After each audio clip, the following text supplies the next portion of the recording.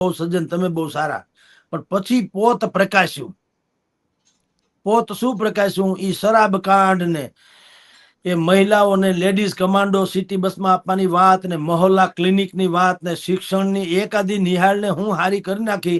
International લેવલે બધી નિહાળ હારી થઈ ગઈ, બધી નિહાળ હારી થઈ ગઈ, હંધાઈ પરિણામ મીંડા હારા આવવા, આવી બધી વાતો થઈ. એનું તથ્ય જ્યારે સમાજની સામે આવ્યું કે ભાઈ કોઈ મહોલ્લા ક્લિનિકમાં ધંગ ધડા નથી, કોઈ સિટી બસમાં મહિલાઓની સુરક્ષા માટે લેડીઝ કમાન્ડોની રચના નથી થઈ.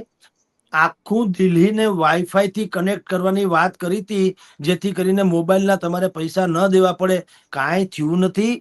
પાણીથી માંડીને બધી જ સત્યાનાશનો પાયો થયો.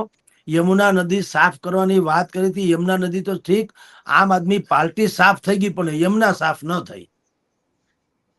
તો આ બધું પ્રજાએ જોયું કે આ તો ચુડેલના વાહા જેવું છે.